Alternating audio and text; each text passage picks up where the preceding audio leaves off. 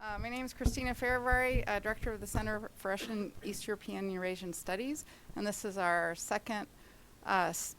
first lecture of our second semester, and we are very honored to have with us today Dr. Paulina Bren, who received her undergrad from Wesleyan and her PhD from NYU in European history, and is the author of an absolutely groundbreaking book. I think that it's safe to say, has won many awards, the Council of European Studies Book Prize, the Austrian Studies Association Book Prize, shortlisted for the Wayne S. Vucinich Prize. These are all fairly competitive book prizes, but her book is called The Greengrocer and His TV, The Culture of Communism After the 1968 Prague Spring. And one of the reasons this book was so inventive was because it was looking at popular culture in the period of normalization after 1968, which had not been addressed really at all, and through the lens of what might be considered a banal, and in the West had been considered sort of a form of propaganda, which was state television. And through these various, very popular state television shows, she does this brilliant analysis showing the complexities of life in post-socialist, in socialist, post-68 Czechoslovakia. She's also the co-editor of an amazing book called Communism Unwrapped, Consumption in Cold War Eastern Europe, another seminal book for the discipline, and she currently teaches at Vassar. So I'd like you to welcome me again for Dr. Paulina Bren.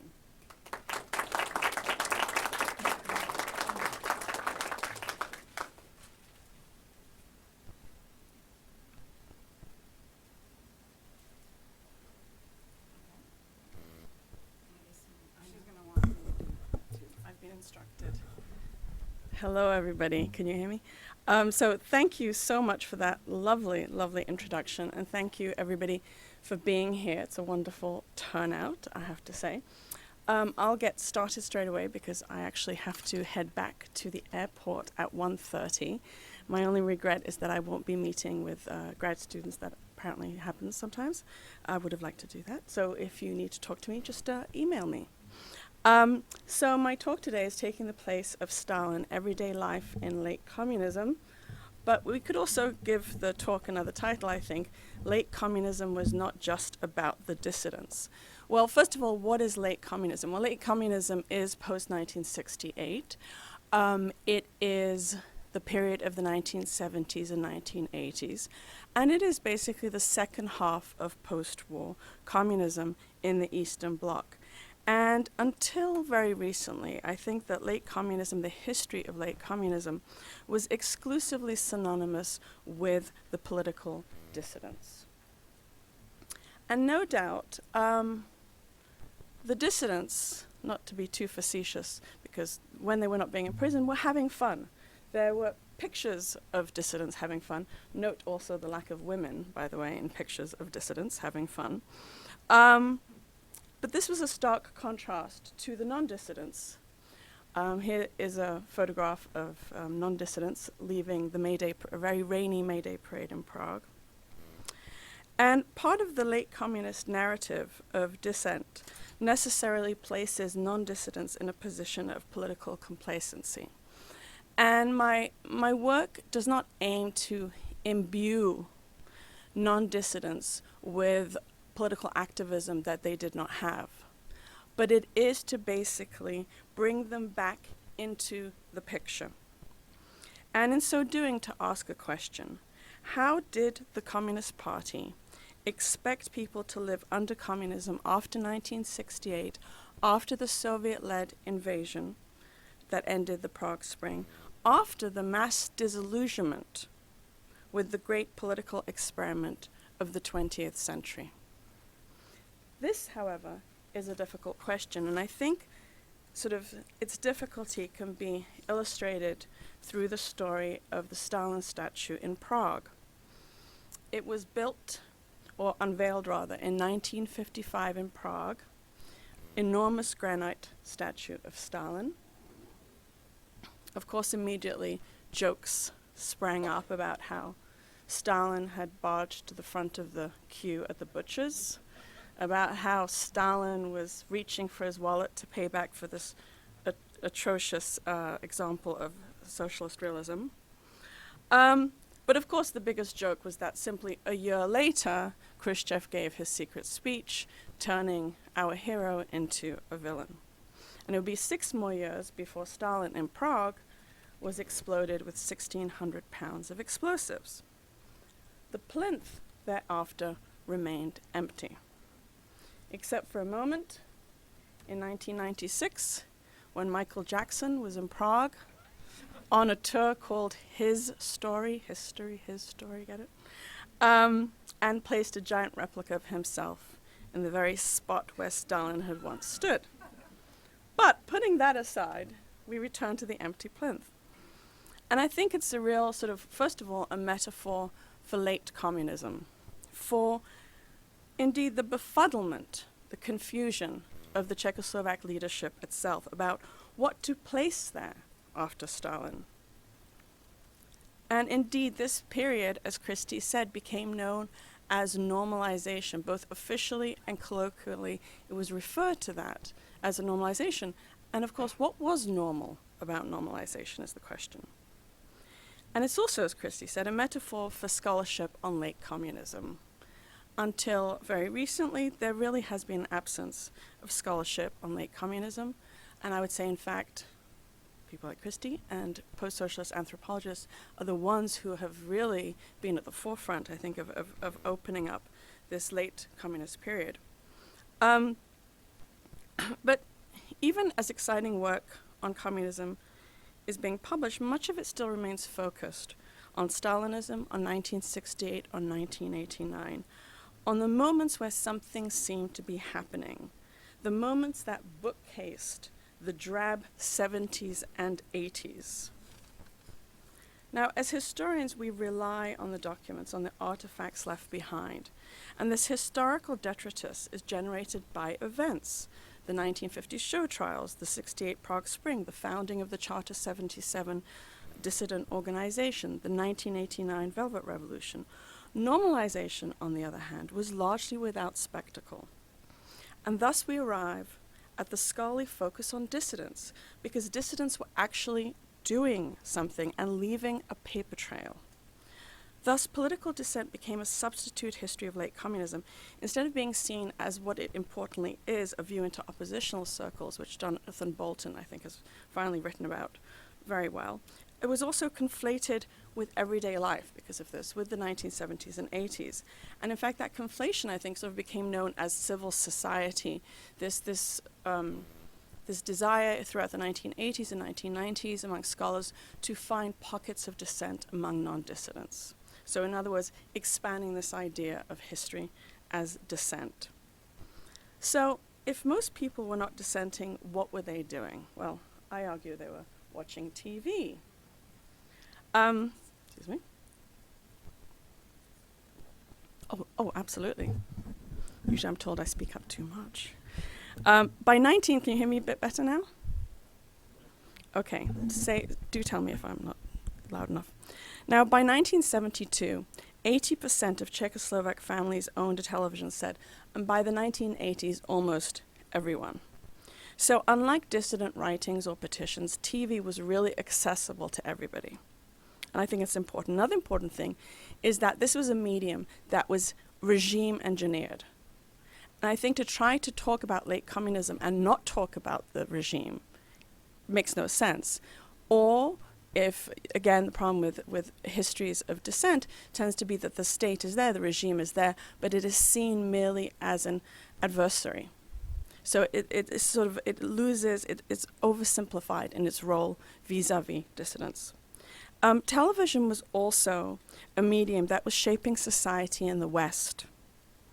And it's these shared East-West experiences that really differentiate early post-war communism and late communism.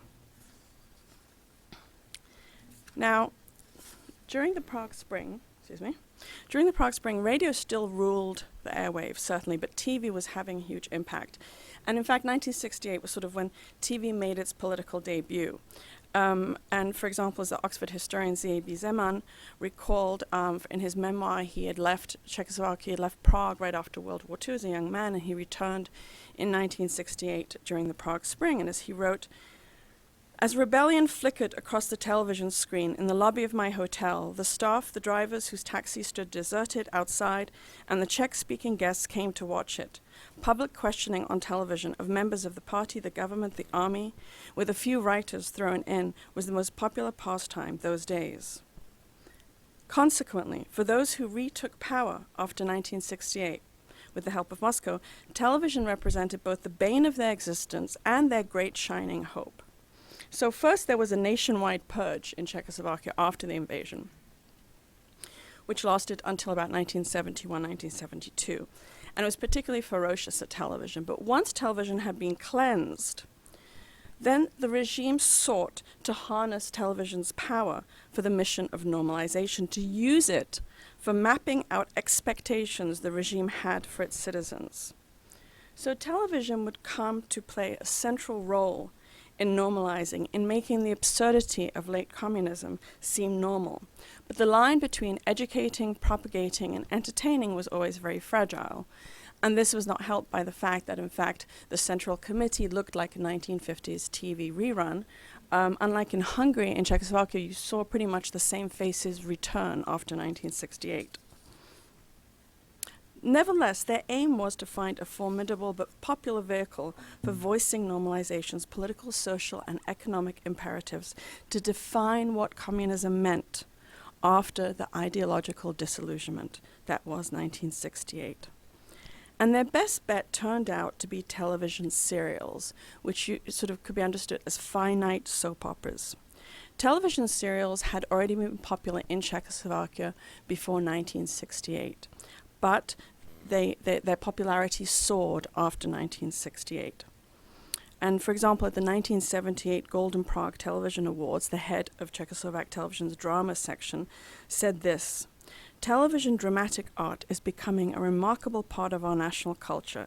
It replaces the one-time popular nature of theater and film and takes over their role of the mass art of the first half of the 20th century." In other words, it was a more developed socialist realism. Now, these serials, don't know what that's doing. These serials showcased normative characters and their regime-friendly interactions. They presented the idea that should a citizen imitate these same interactions, they would find success in the real socialist world. As Czech sociologist Irena Rajfová has written, the ideological influence of the serials must be sought in how viewers were broadcast guides on how to behave in a way that would ensure them non-conflictual cohabitation with the political social structures. Now, from the point of view of the regime, it didn't matter whether or not messages were internalized. This was not a case of sort of injection propaganda. If the viewer watched, and even if he or she remained internally resistant, they were still receiving word of what will be rewarded and what will be punished. From the point of view of Czechoslovak's TV viewers, political and social themes that they found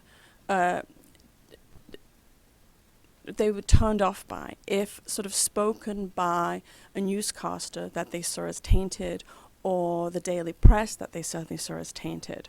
When those same themes were sort of refracted through the private lives of a group of fictionalized characters and their problems in work, life, and love, then people were more amenable. And through the television serial, sort of public issues were beamed into viewers' living rooms as shared private experiences.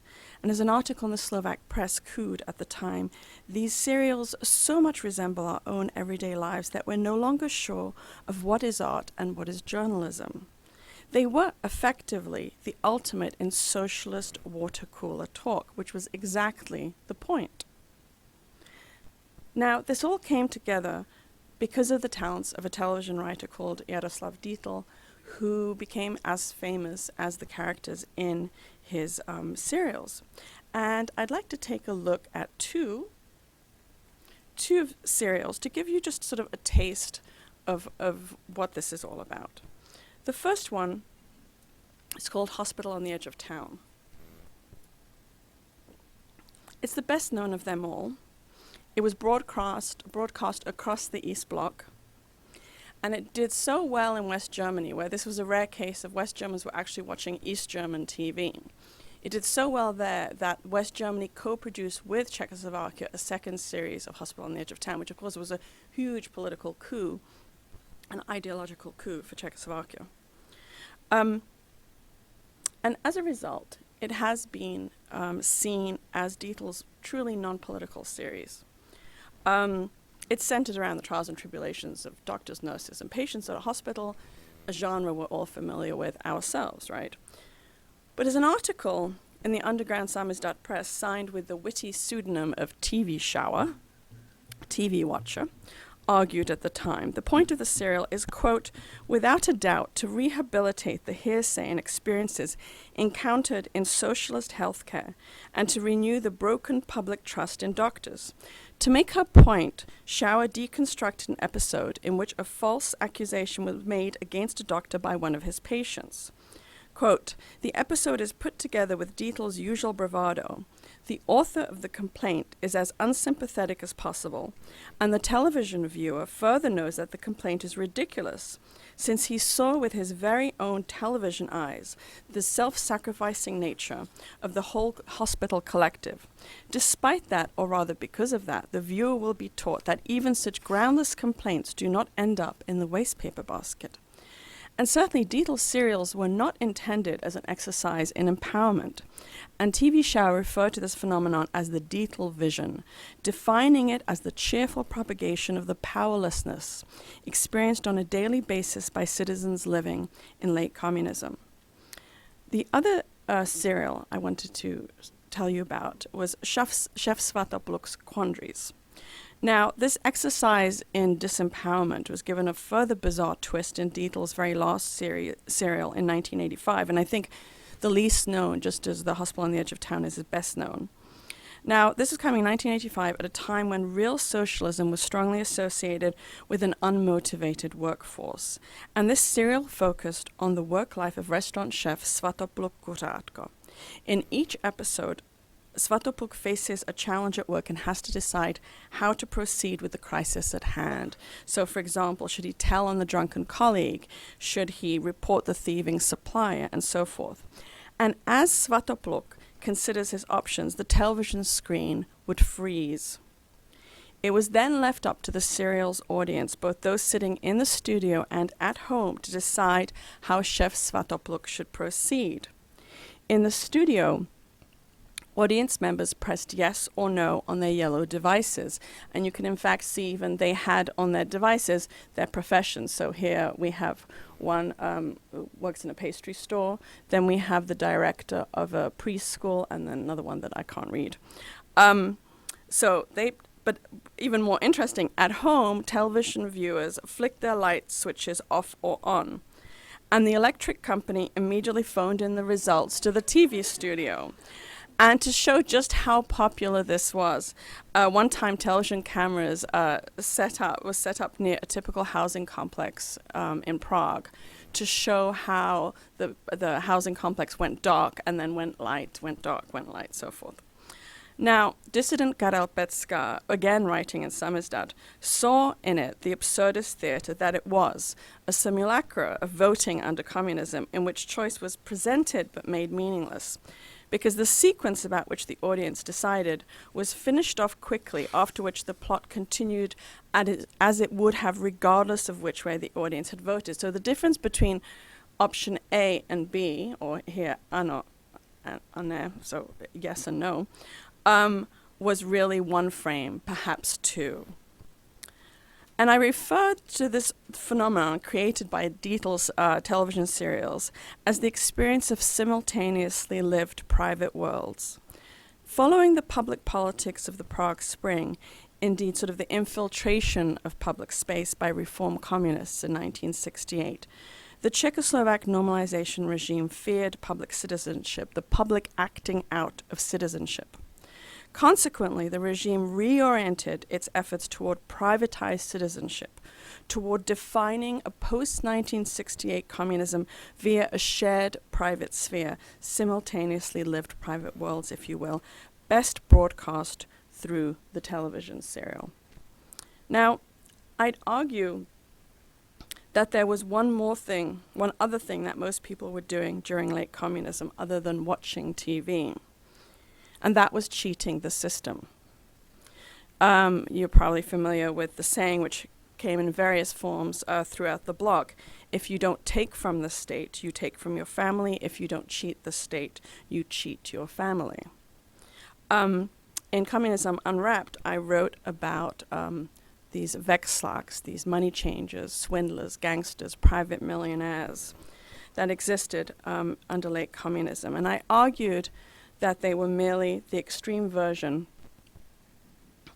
of this accepted practice of corruption in which everyone participated, in many ways were forced to participate on some level. And for my current book project, which I'll talk about a little bit now, called Wonderlands, I've moved completely out of Prague, but continue to explore this question around consumption and corruption. The topic of Wonderlands is an agricultural cooperative called Slušovice, located in Moravia. And in 1963, it was on the verge of bankruptcy.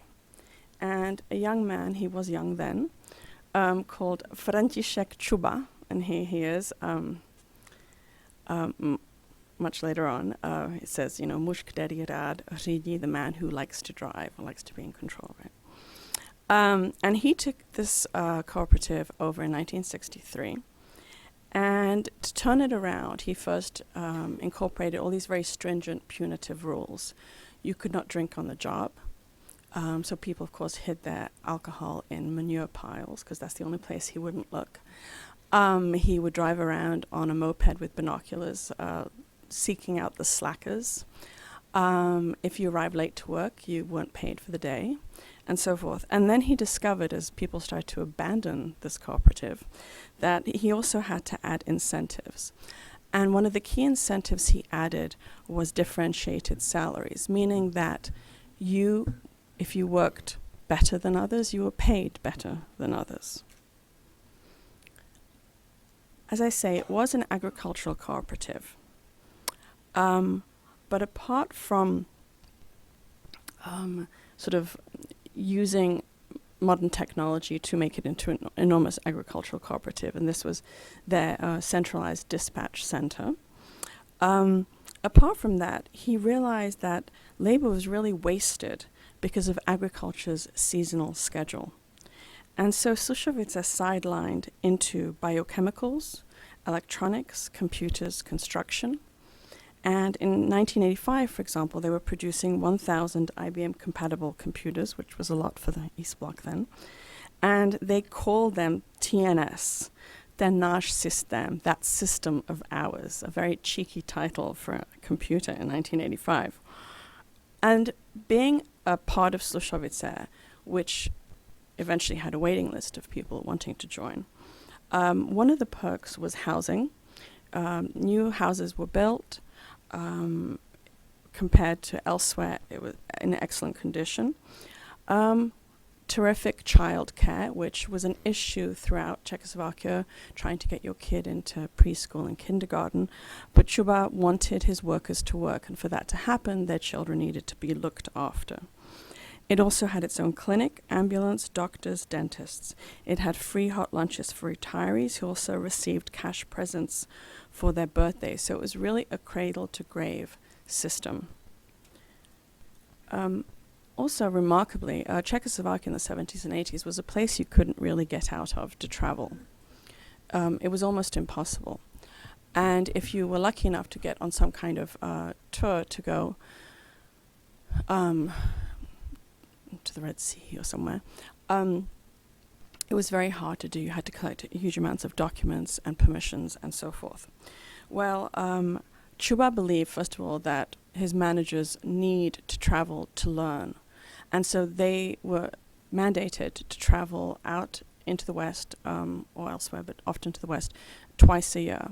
For everybody else, it was something that was very much available. There was a department called Agrotur, and they they created trips for the employees, and they were the ones who procured all the administrative sort of details, which was in itself usually a full-time job if somebody was doing it.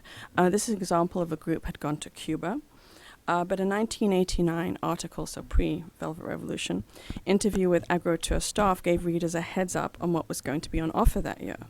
It was going to include a shopping trip to West German department stores, a trip to Vienna for various opportunities to check out trade fairs, to the Greek islands, and a chance to explore the Middle East. And if you didn't or couldn't head out outside of the country, then there was always Hotel Slušovice, which was one of the largest hotels in Czechoslovakia, and it offered massages and saunas for its employees and families. Shopping was also another wonderful thing. Fruits and vegetables galore, the likes of which you would usually only see in a Dietl television serial. Moreover, these fruits and veg were prepared, washed, and wrapped. Even the Soviets got very excited about this and wrote articles about pre-prepared fruits and vegetables at Slušovice. And this is an example of the local Communist Party, when they were asked if they could provide more fruits and vegetables to Slušovice, said they couldn't, and so Chuba decided to create the House of Vegetables. Interestingly, as they were creating this, it was called Akce Zelenina 77, so Action Vegetables 77, which sounds a lot like Charter 77 to me. This was followed by House of Groceries and House of Shoes. And since there were such wonderful consumer supplies available in Slušovice, and anybody could come and shop there, often employees, workers at Slušovice found once they were finished with their shift, there was nothing much left in the store, so a smaller store called Quattro was created, which opened about 4 o'clock in the afternoon, stayed open till midnight. So people could shop there, and Saturday groceries were delivered to your front door for a small fee if you wished. During the weekends, it opened up to outsiders particularly, and it was sort of a socialist Disneyland. Here's some images of events there. They were very famous for their racehorses and for their jumbo jet cafe called the Pegasus. And in fact, the highways leading to Slušovice had to be closed for the day when it was dragged in, and the road leading off the highway into Slušovice had to be expanded so that the jumbo jet could actually get there, and there was a cafe inside. And foreigners were no less interested in Slušovice than locals, or rather Czechs and Slovaks. The secret police had a hard time keeping track of all the journalists, diplomats, and businessmen that came through Slušovice. They planted informants, which meant the secret police was privy to one bizarre incident when a Norwegian television crew were convinced that this was a hoax and refused to step foot into the administrative building where the tours always started until they'd called Prague and received confirmation that this was real. So the question is, was this real? Or was this a Potemkin village? Chuba has vehemently denied any claim that Slušovice was not real. In interviews, he's explained that the foreign trade agreements were there to be had if one was willing to get past the government's red tape. And that was also, its tremendous wealth was coming from all sorts of trade agreements made globally. It was dozens of countries they were dealing with. And to deal with the red tape, he'd in fact set up a full-time team whose only single job was to go from one ministry to another, one office to another, collecting signatures and stamps. Now, during communism, Slušovice was constantly under investigation by the Marxist-Leninist Institute. They would often do sort of spontaneous visits to make sure that it was communist enough. After 1989, after the Velvet Revolution, a general criminal investigation was brought against Chuba and Slušovice. And just as pre-89, so post-89 as well, the cooperative was exonerated of all crimes. These various inspections and charges had always been based on a persistent rumor that Slušovice had been given special status as an experimental enterprise, and with it had come distinct advantages such as increased amounts of Western currency for trading and the direct help of the secret police, who passed on to Slušovice the results of their economic espionage. So what then is the truth? Well, finding materials, any materials, is a challenge. The Prague National Archives possess basically nothing about Slušovice. The regional archive lost its critical documents in the 1980s when a water pipe burst. Fortunately, there's a picture of the waterlogged archives that were ruined. In the 1990s, the local archivist sent multiple requests to Chuba asking him to hand over documents long overdue, which of course he never did. Nor did he send copies of documents to Prague as was required of him throughout the 70s and 80s, which explains their total absence at the National Archives. After 1989, Slušovice relocated itself to Bratislava, Slovakia, as a transformed entity but still under Chuba's tutelage. In 1995, a fire broke out and destroyed the entire archives there.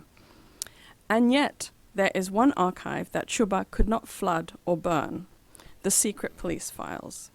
And this is indeed where a whole different window onto Slušovice emerges.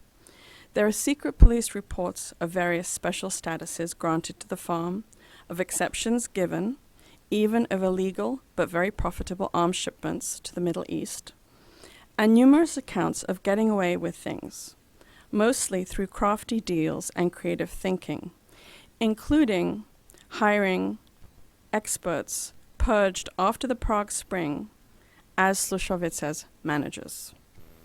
Yet much of the secret police account of Slušovice does not read to me as an indictment, apart from the illegal arms sales, even as it was meant to be.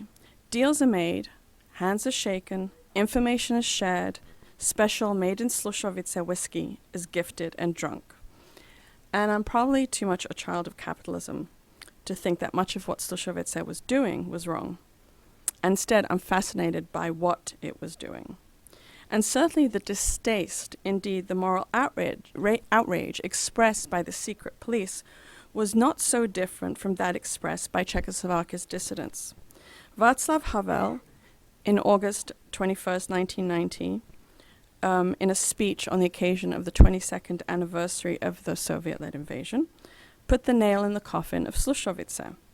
Overlooking Wenceslas Square, Havel called for a second revolution that would break the remaining totalitarian structures, and he singled out Slušovice as the place where the invisible mafia hides. The next day, Chuba stepped down, telling the cooperative's members that with Havel telling everyone not to buy or sell to Slušovice, doing business was now impossible. Thus, a ghost town was born, and with it little evidence of its former stature. So, on one side, you have what it used to be during the national parachuting competition, and a picture I took of it not looking as good. Now, this is not to champion Chuba, but to ask whether corruption was a different creature under communism, whether it was not, after all, as many citizens claimed, a form, if not a particularly admirable form, of dissent. This question resonates all the more when one considers that, in fact, almost all of the practices of this cradle-to-grave company town under communism borrowed directly from the practices of a company town that had stood a stone's throw away, basically on the very same land, and had been the largest private enterprise in East Central Europe during the interwar years, before it was nationalized, condemned, and censored by the communist regime, and that is the Baťa Shoe Company. It was entirely based on the Baťa Shoe Company model. So, in conclusion, I hope I've persuaded you of at least three things. First, that the second half of post-war communism needs to be treated very differently because it is an entirely different epoch with a distinctly different history. Second of all, that the history of political dissidence is merely one part of a much larger story of the 1970s and 1980s in the Eastern Bloc. And lastly, that while I think many of us would like to imagine ourselves as having opted to be on the side of the dissidents among those who had the courage to openly voice dissent and often be punished for it, in all likelihood, we would have been watching TV and stealing office supplies from work. Thank you. Do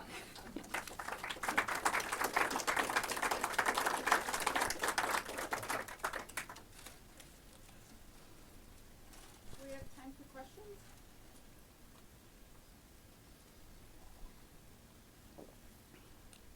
Yes. I'm not doing this math student. I was wondering if you might follow up a little bit on a thought that struck me at the end of your presentation when you were talking about the idea. Yeah, that would be great. I wondered if you might develop a little bit a thought that struck me at the end of your presentation. You were talking about the idea of maybe reviewing at least certain types of corruption as a form of dissidence. I'm also a law student, and we are talking about police reform and the way that when the interaction between people and the state breaks down, it gets hard to enforce laws, even in legitimate ways. There's a certain logic to the idea that, like, okay, I'm resisting the state by, Right. all the little ways that you talk about, and maybe the big ways that you do, and I've done it. But then that carries over when the system changes. Yeah. I wonder if you have any thoughts about just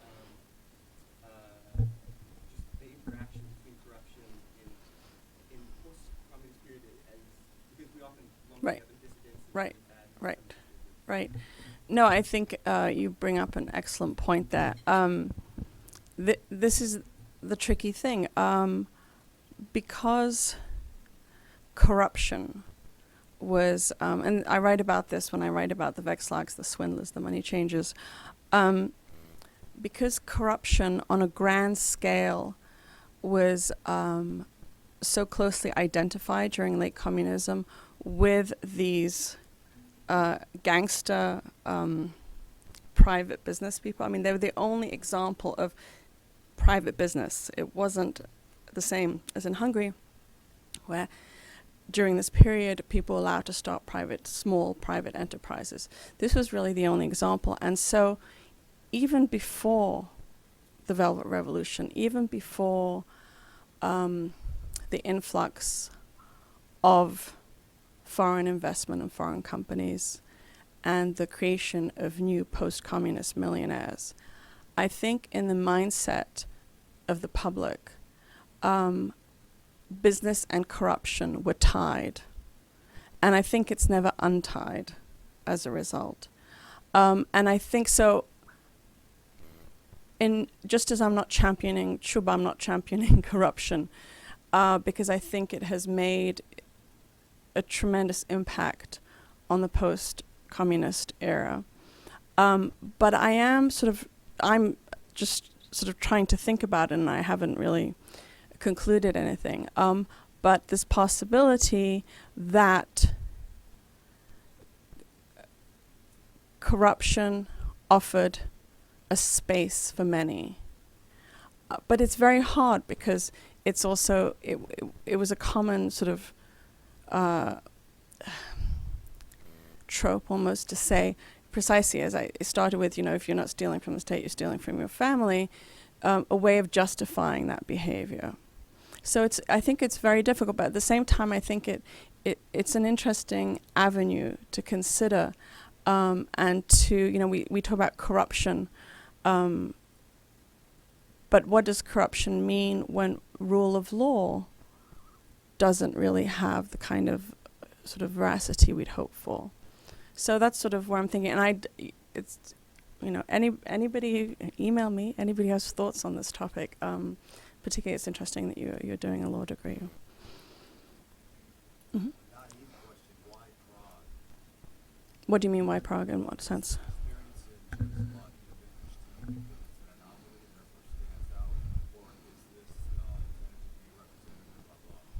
Mm-hmm. Okay, in terms of sort of a history of late communism. So you're talking about the first half of my talk. I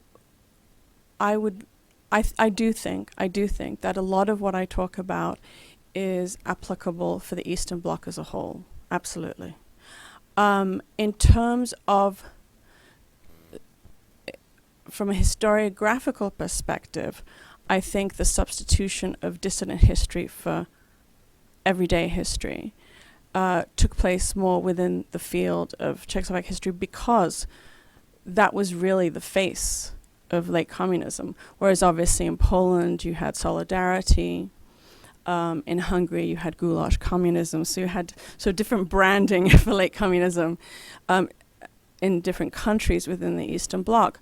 At the same time, it's interesting, I think in the 1990s we were all very keen to really to sort of pull apart the idea of the bloc, of the Eastern Bloc, because obviously from a Cold War perspective it had just been lumped together. It was the bloc, right? The Soviet satellites, which was even more offensive, I think. So we were doing that, and I think I've sort of come back to now saying, okay, we can differentiate, but I think we do need to also talk about what that bloc experienced as a bloc, because we're also seeing the consequences of that. I mean, there's still the divide. You look at Europe, I mean, you know, so many recent events show that there is an East and a West, and there's a shared experience in the East. So. Mm-hmm. Do you think that the people within the Communist Party who were disturbed by this nevertheless felt pressured to compromise with the corruption and the obvious sort of capitalist models, because producing a higher standard of living for the population was a high priority for them, and if it took people like Cuba to do it, they had to tolerate it? Absolutely. I mean, I'd say two things about that. First of all, Chuba had supporters in Prague, which allowed him to go on, but he also, Husak, the premier, I mean, hated him, absolutely hated him. So he had protectors, but he had very strong naysayers as well. And it was this constant balancing act.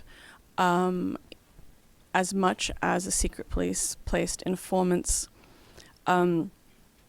within the cooperative, apparently Chuba would also tell everybody, every employee, if they come to you and ask you to be an informant, say yes, and then come and tell us, and we will feed them information. Of course, this is also a very clever way of making sure that the one archive that he couldn't ruin, the secret police archive, he's basically burning with those words, because another saying everything is false because I had them feed that information. So I'm not so sure about that, but certainly it wasn't an, you know, there were a lot of different tensions. The other thing, what I certainly discovered in writing the first book, or doing the research on the first book, was that when I finally got permission to look at the Central Committee archives, I thought, oh, the world's going to open up. I'm going to have my narrative, my story of late communism right here. And I had nothing, just pages and pages of boring minutes of boring meetings. And I think, apart from that, the fact that this was sort of the ethos of the times, apart from that, I think it's really, in many ways, because, as I said, the faces were a rerun. The Central Committee was a rerun of the previous Central Committee. And so those who had survived, who'd managed to survive from 1945 up to the 1970s, they knew how to play the game. And there was no way that they were going to actually put their real thoughts on paper. And so this is the problem, and I think this is why it's so difficult to write histories of the 70s and 80s, at least in the case of Czechoslovakia, is because they were so careful about anything of importance was telephoned in. It wasn't written down. And so you have to think of different ways to read the times and use different kinds of sources. So these were survivors. They were not going to get themselves in trouble at that point. Yeah. My question is, or it's more or less an observation. This final comparison with Prague is interesting and of course logical given the Location. location and everything. And there are a few questions though did socialists ever, in their self-perception, or what they, the ways they talked about themselves, did they ever pick it up, or did they ever say this is like Praga or something like that? That's one question. Another question is, of course, Baja was a very regional thing, and that's a very particular thing because Moravia, and especially this part of Moravia, is a very special culture, and they never needed Prague in some sense. Baja was not very popular in Prague. Mhm. He never Yep. needed it. And so the question would be whether there is some kind of continuation of a regional culture, which would be very interesting in kind of structuring what was really going on, because Mhm. regionalism is never discussed in these socialism studies Yep. and so on. Yep. At the same time, there are of course huge differences, and Baja is an example of welfare capitalism that was here in the States, that was in America, in Germany, for instance, and so maybe this level of services and so on might be a superficial level in the end, because even in some Soviet sources you could find Mhm. similar ideas about labor, employment. Well, I don't think it was superficial, because they were on the soil of Baja. They regionally, the employees were the sons and daughters and grandchildren of Bacha employees who, as you well know, hold that almost as a separate identity, a national identity, if you were, a Bacha man. And while Chuba kept insisting that he was not following Bacha, but in a sense he insisted because Bacha was so censored, you couldn't. It was yet again, you had to, be careful what you're doing. There, internally, he had a couple of books written about sort of the Chuba and Bacha system. So he was very consciously trying to. Was it by himself? He had employees within who wrote those books. Yeah. So. Yeah, Brian. So one of the things I think I was what really impressed me about particularly Communism Unwrapped, but that whole collection, but also the Green Grocer book is the way in which it started to blur some of the lines between us and make us look at this period of late communism in the context of a global history of Right. late there. And as I'm listening to your talk today, I'm wondering, are you moving a little bit in the other direction now? Are you, because you're telling a story that is, at least as you're presenting it, is quite distinctive, and drawing a picture of a form of economics through corruption that, well, that at least as today sounds Mhm. sounds like very, very grounded, very different, and kind of exhausting. Mm-hmm. Or maybe not. Maybe I'm reading too much of what you're saying. It's a good question, and it's a question of which book I'm going to write, because yes, if it's just about Sushovice, you're absolutely right, but I'm sort of dragging my feet writing that because I'm sort of intrigued by looking at it from the full 20th century perspective, and in a sense making that exoticism, as you rightly point out, part of a larger, more global story that really has its roots in Bacha. And Bacha was very, as much as you're absolutely right, he didn't look toward Prague, he certainly looked toward America and elsewhere. And as you know, he set up Bacha towns, replica Bacha towns throughout the world, in France and England and India. There's somebody apparently who's now going around photographing the remnants of these Bacha towns. it was incredibly global, and Chuba was aiming for a certain global reach as well, and his impetus to have sort of his managers who were purge victims travel to see the world. He said, and also the children always went, they didn't go to pioneer camp, they always went to West Germany. And the children of Slušovice had a camp in West Germany, and he said he wanted to teach them not to be afraid of the capitalist West, to know it, to be familiar with it, to feel comfortable in it.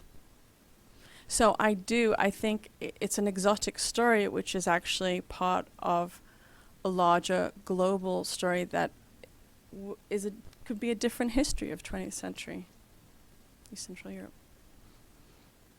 Yes. Yes. Cuba. Your point about this sort of late capitalism and the different forms that it sent to, including, stealing from the state, essentially, for the region. Actually, this is also equally applicable to Cuba. Cuba is also in a late communism state, and people have a phrase for that sort of stealing from the state. They call it resolver, which means to solve one's problems. Mm-hmm. It's completely stripped of any moral connotation. You're not stealing, you're Right. solving. You're solving, exactly. And so you steal food and different items, and you steal some leather and some thread to sew shoes to make a little money, and so on and so forth. And I think that you're right, that what it is, it's a culture of dissidence to some extent, but of the sorts that probably most of us, as you concluded, would be sitting at home watching television and stealing. Right. Right. It is very broadly applicable. It's something that happened. Right, exactly. And that's the thing. I mean, how to view corruption in a corrupt state. Let me know when you figure that out. Yes? I want to go back to the very beginning of your talk, Mm-hmm. the empty flint, the Mm-hmm. sort of structuring metaphor for how you interpret late communism and the Greek possibilities for kind of introductory metaphor that you start with. And I guess the way you present it is sort of this, it represents this ideological vacuum or absence, this the inability to fill the flint was a metaphor for the inability of the state to come up with some kind of structuring myth that would replace Right. Stalinism. Right. And I guess, I don't know, I sort of read it a little bit differently, or Mhm. imagine a different way in Mhm. which it could be read. I mean, is there not a way in which it might be a sort of very strong ideological statement of a certain kind, that it's not so much this inability to fill the flint, but a choice not to, a choice to eliminate this Stalinist, Yep. monumental iconic representation and replace it with nothing as an ideological statement of a certain kind. Yes, it's a metaphor. You can really analyze any way you wish, but absolutely, there was, in the way also that Stalin was exploded, both physically and ideologically, and to some extent mentally. I think even as the regime was a familiar set of faces, who had all, for the most part, been Stalinists, or some been locked up and still were Stalinists. I think definitely there was a sense that we don't want to return to those days. We can't. I mean, a recognition also that this is a different era. So I think you can absolutely see it that way as well. So an absence or a statement of sort of multiple meanings at that point. Do you have any further theories on the metaphor? I'm just curious. I'd be interested to know if there were, I don't know what kind of sources you used, if there were discussions about what to replace it with. They had thought about an aquarium.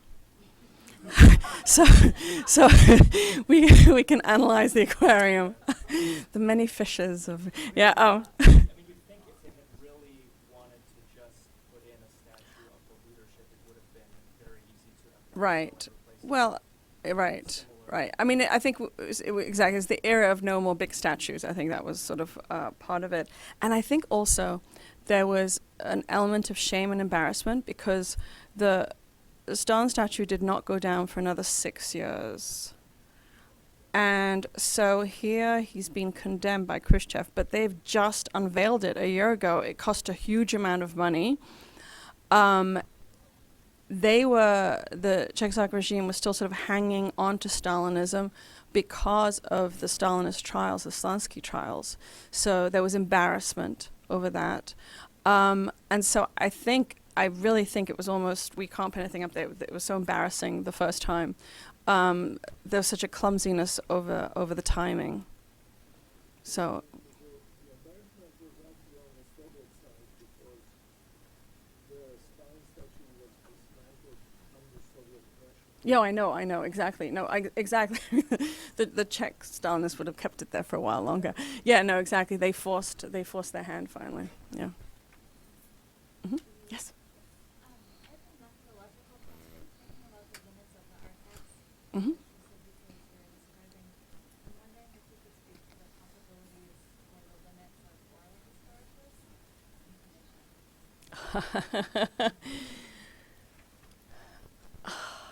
I feel I can't, because I've always kept away from oral history.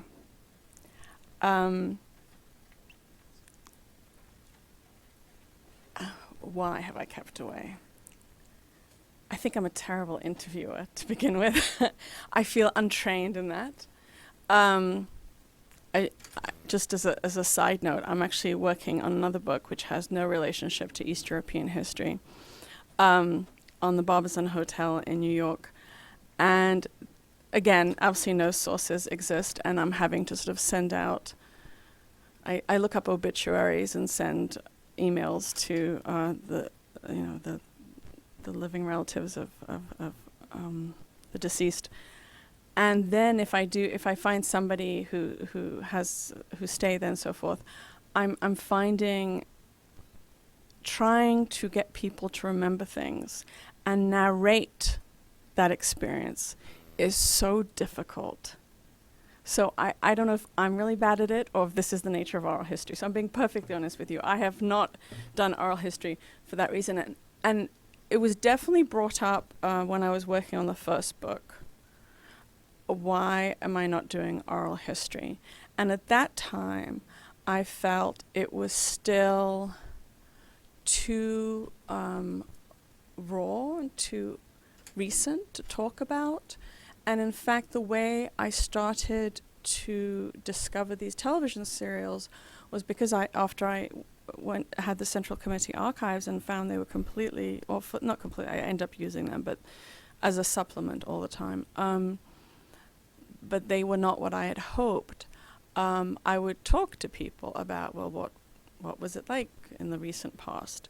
And nobody wanted to talk about it, but they would all start referring to these serials, and they would sort of narrate themselves through these serials. So that's when I headed over to the television archives and started rifling through their things, and they were wonderful. So in a sense, that's how I came to it. But I think I would be a terrible oral historian. I love talking to people, but I somehow feel insecure about getting a history that way. Mm-hmm. Actually, I have a question about the TV serials.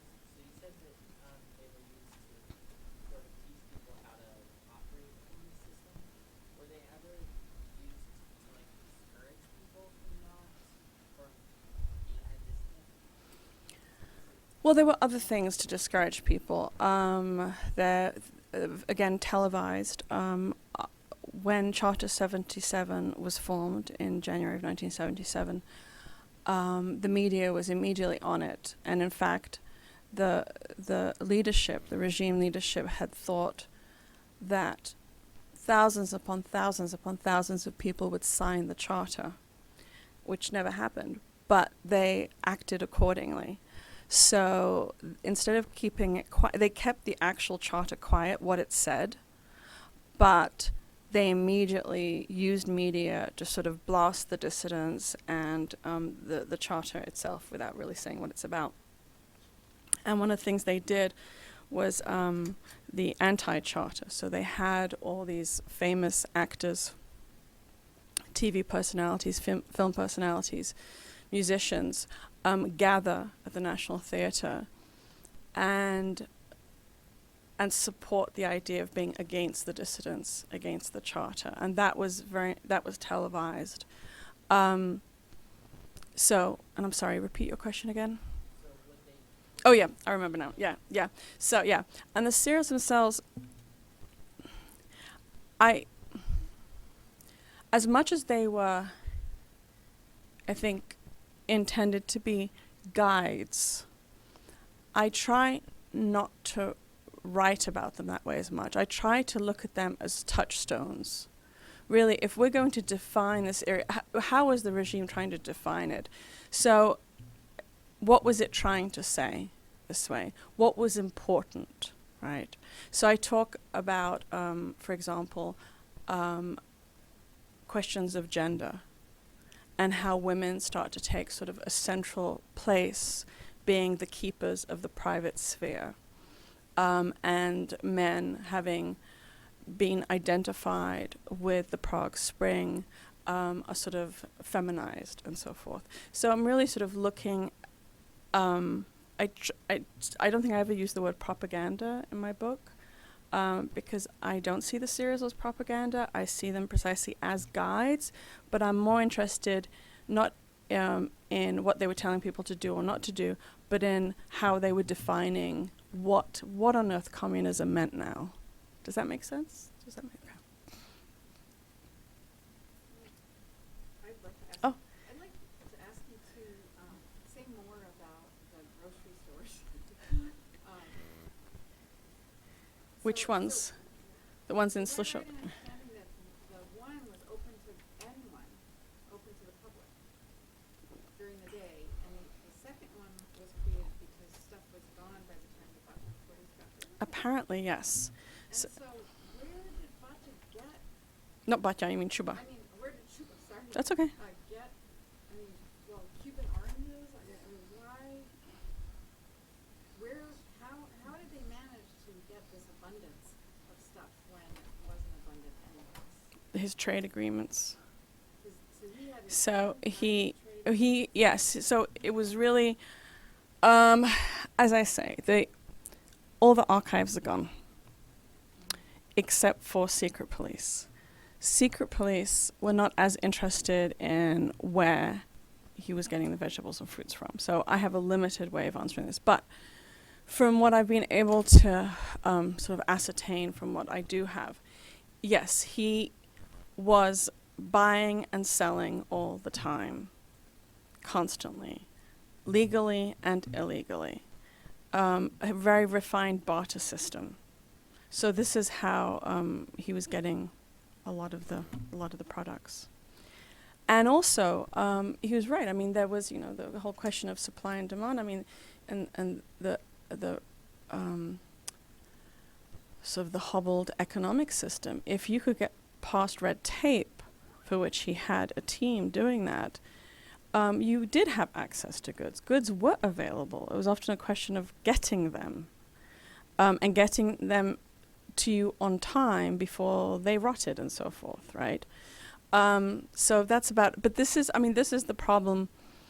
I had this topic in mind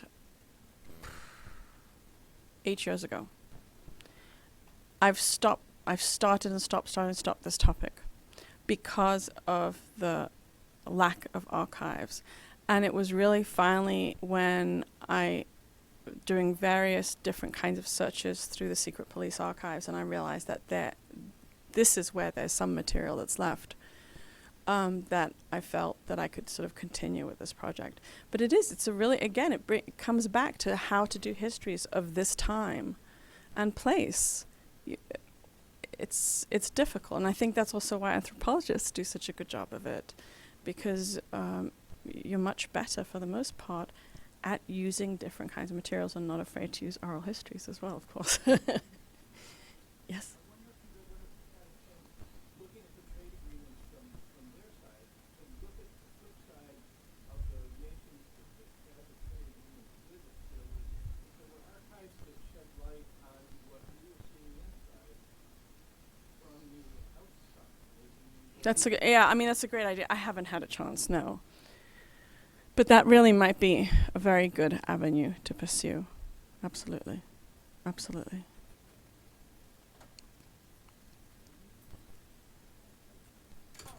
So, of course, you mentioned the serials that you looked at. Would you also look into other forms of art, like music or film, and how that kind of role in organization? In my initial research as a grad student, I remember I have files and files, if anybody wants files. I have sections, marked film, marked music. There are articles that I never even bothered to publish on music. And yes, I did. But I didn't want to write about the culture of late communism. And so it became really, what can I find? What can I find that will tell me a different story? Also, what will I find? I used various archival sources, and what I found, it's really, I felt in some way uncomfortable or nervous about writing about the recent past, because when you're doing that, you can have a room full of people who will say, I lived during that time, you're completely wrong. Fortunately, that has never happened. But that was really something I feared. And since I don't do oral history, it was really down to archival sources. And be it text or image or articles from the Times, whatever. And so what I did was, when I started to see repetition of an idea, that's what I would pursue. So if I was reading or seeing the same sort of idea, that's when I felt it was okay to use that as sort of a stable pillar of that era. But if it was something I just saw in one particular, in a certain brand of music or something, then if I wasn't seeing a repeated pattern elsewhere, then I wasn't going to use that. Does that? Okay. And you had a question?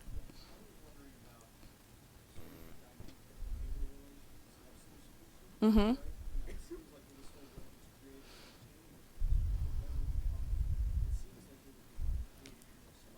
Right. Yes, it went against ideas of labor and labor rights under socialism, under communism. And there were people who left because of that. There were dissidents who wrote about it with anger, that there at Slušovice people work 10 hours a day. Laughable to us today, but so there was an outrage by both some employees and outsiders who felt that it was exploitation. So there was that issue, and definitely the system was set up often, just like the Batya system, to pit different groups against one another to work harder. The other thing was that Charter 77 became sort of an adversary of Slušovice, because they had a guy called Stanislav Devati, who was an electrician, and he was an employee at Slušovice. And then he became a spokesperson for Charter 77, so he became more public. And he brought up issues of labor, sort of labor laws, let's say, being broken. And there were court trials and so forth. And apparently the thing that Chuba was upset about, because there were other Charter 77 members at Slushowitz as employees, what he was upset about was because of the trial and because of the publicity that came with it, certain issues such as the fact that he had hired about 120 purged Prague experts to come and be his managers came to the fore. So things that he was trying to hide, he didn't apparently so much care about whether Charter 77 was there or it wasn't there, but he didn't want other issues brought to the fore, and one of those was, of course, labor issues as well. Okay. Well, I'm thinking we need to let people get to the airport, so thank you very much. Oh, thank you. It was a pleasure. Thank you very much.